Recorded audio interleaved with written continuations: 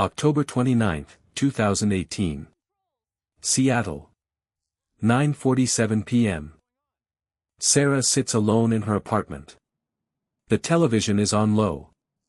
She isn't really watching it. Then a headline crawls across the screen. Lion Air Flight 610 missing. Contact lost 13 minutes after takeoff from Jakarta. Her coffee cup stops halfway to her mouth. She sets it down. She turns up the volume.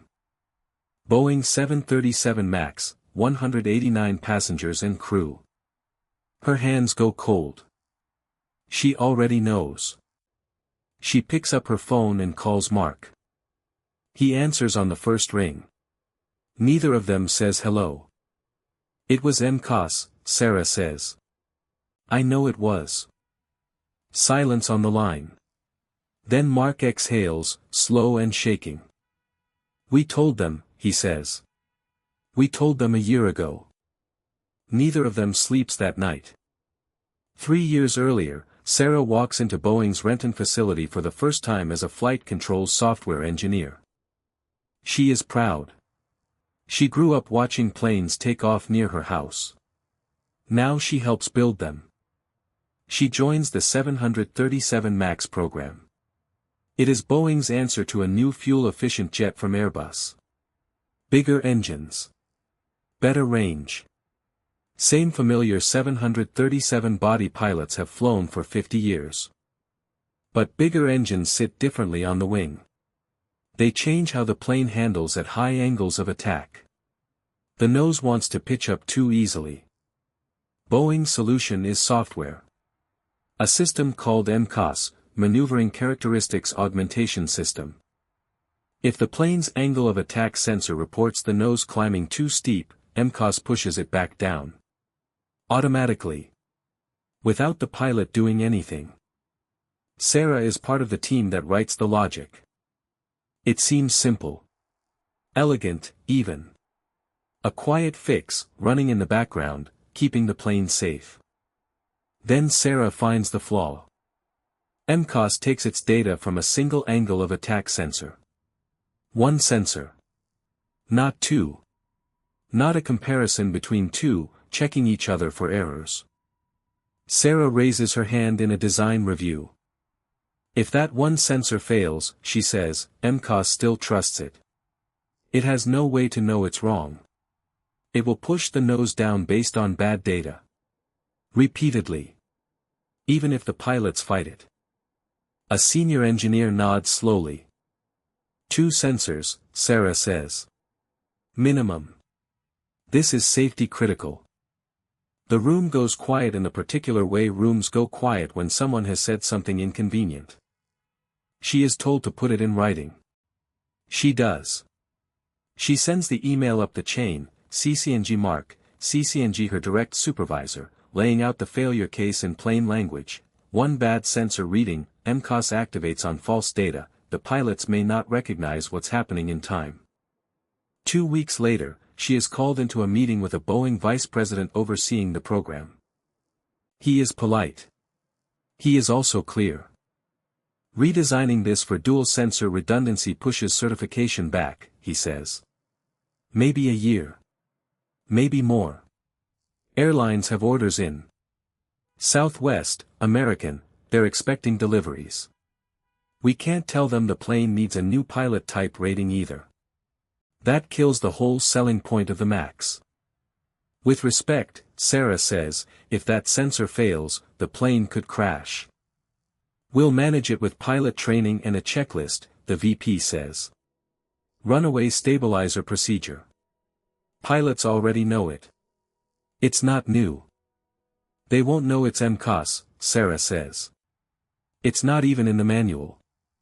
Nobody outside this room knows this system exists. The VP looks at her for a long moment.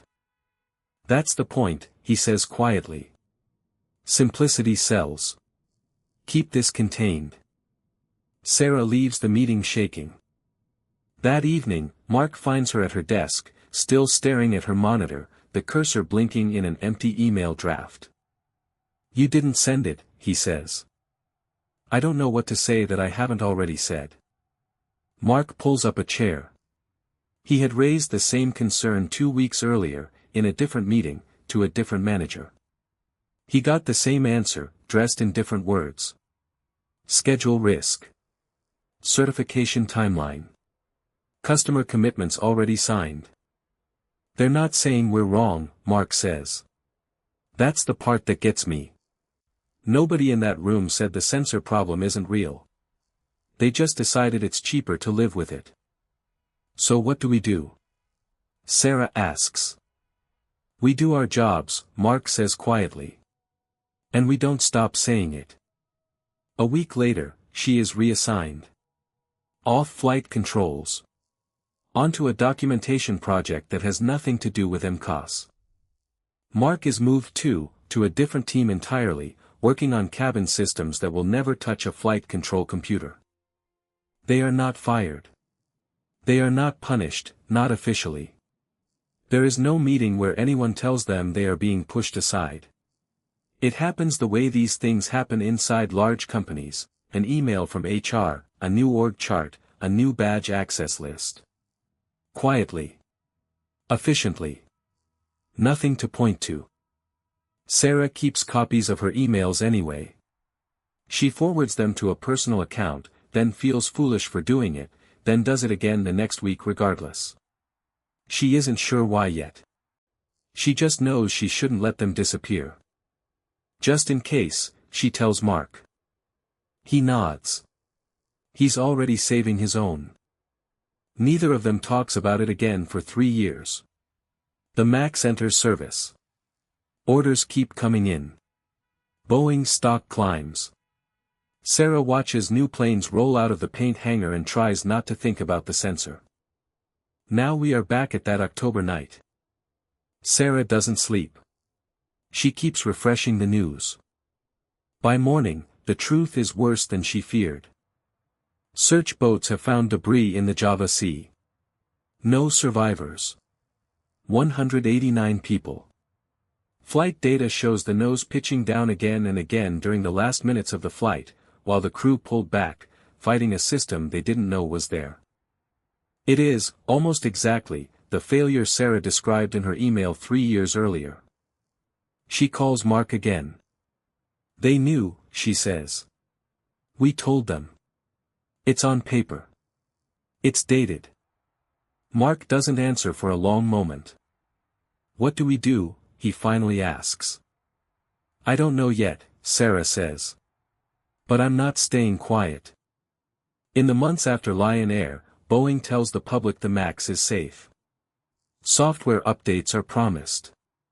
Pilots are reassured. Airlines keep flying the plane. Sarah watches all of it from the inside, and it eats at her. She requests a meeting with Boeing's internal safety review. She's told the investigation is ongoing and to let the process work. She doesn't believe the process anymore. In January 2019, quietly, without telling her manager, Sarah reaches out to an FBI contact through a lawyer. She brings her old emails.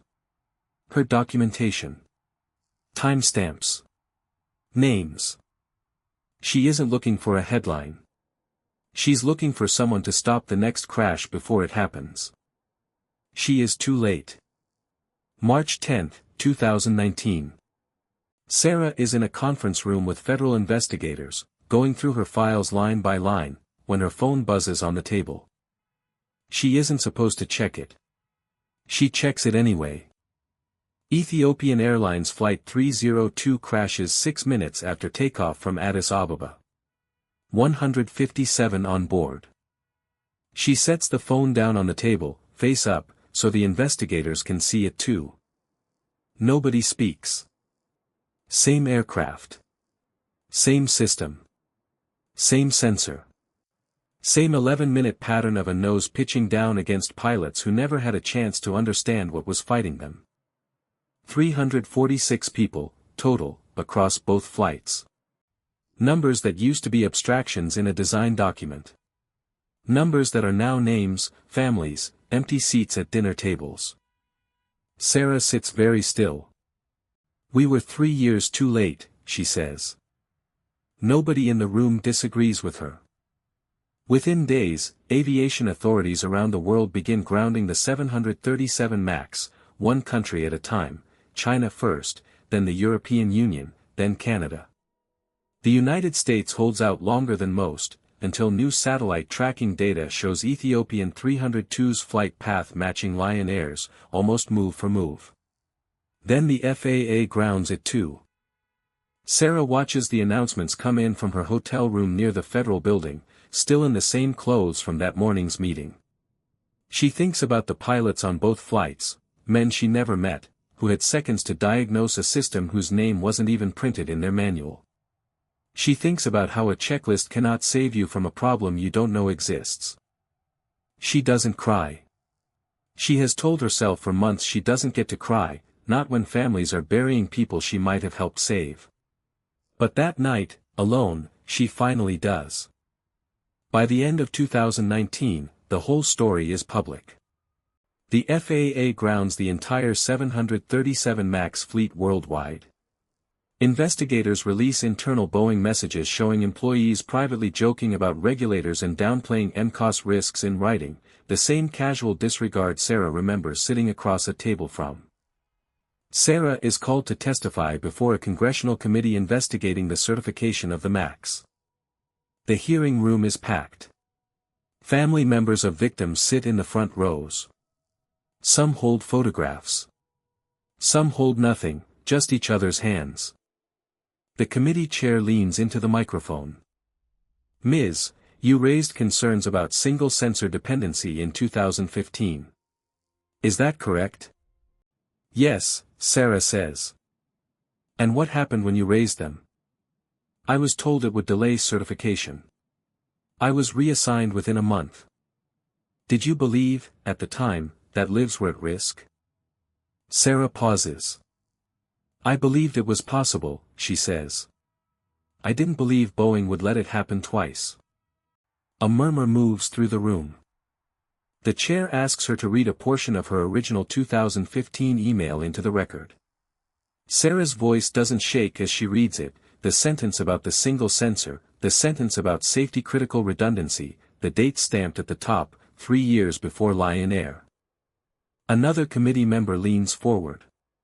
Ms., did anyone above you ever tell you, in writing, that your concern was wrong? That the engineering itself was flawed? No, Sarah says. No one ever told me the concern was technically incorrect. They told me it would cost time. They told me it would cost money. Nobody told me it was safe. They just decided we could manage the risk quietly, without telling the pilots what they were managing. And Mr., your colleague, he raised the same concern independently. Yes. Around the same time, in a separate meeting. We compared notes afterward. We weren't guessing. We were describing the same failure from 2 different desks. The chair pauses, letting that sit in the record. One final question, she says. If you had it to do again, if you were back in that room in 2015, what would you do differently? Sarah is quiet for a moment. I would have gone over their heads, she says. I would have gone to the FAA directly, before certification, not 3 years and 1 crash later. I trusted the company to fix what I found. I shouldn't have. That trust is the part one still carry. The room stays silent for a long moment. Somewhere behind her, a folder of photographs rustles as it's passed hand to hand along the front row. In the front row, a woman who lost her husband on Ethiopian 302 lowers her head. After the session breaks, in the hallway, that same woman finds Sarah. She doesn't raise her voice. She doesn't need to. You knew, she says. 3 years. And you let them move you to another desk.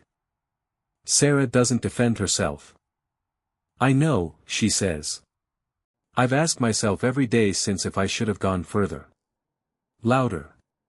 Sooner. I don't have a good enough answer for you. I'm sorry. The woman looks at her for a long moment. Then she nods, once, and walks away. Sarah stands alone in the hallway. She doesn't move for a long time. In January 2021, Boeing agrees to a settlement with the Department of Justice, roughly $2.5 billion, covering a criminal fine, compensation to airline customers, and a fund for the families of those killed. Internal messages, made public through the investigation, show employees had voiced doubts about the MAX and about how regulators were being handled, doubts that never made it to the pilots who needed them most. It does not undo October 29, 2018. It does not undo March 10, 2019. 346 seats. That is what it comes down to, in the end. 346 seats that never came home. Sarah still works in aviation. Different company now. She reviews safety-critical code differently than she used to. She asks the uncomfortable question first, not last. Some nights she still can't sleep. She still hears the two numbers in her head, back to back. 189, 157. She still wonders about the version of this story where someone listened the first time. She knows exactly what it would have cost to add a second censor. She knows exactly what it cost not to. She keeps a folder on her desk now, at every job she's had since. Nothing dramatic in it, just printed emails, dated and signed, every time she raises a concern in writing. Colleagues sometimes ask her why she's so careful about paperwork. She never fully explains it. She just says, "I learned the hard way that dates matter." Every October, without telling anyone, she looks up the names of the passengers on Lion Air 610. Every March, she does the same for Ethiopian 302.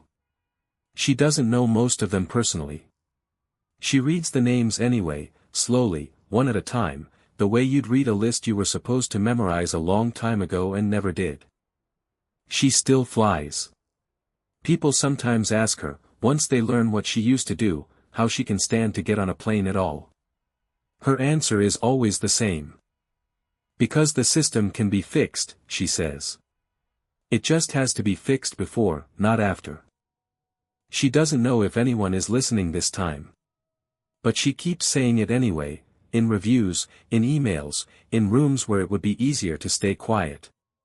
Somewhere, she hopes, there's another engineer in another meeting, raising a hand, refusing to sit back down. That, she has decided, is the only ending she can live with.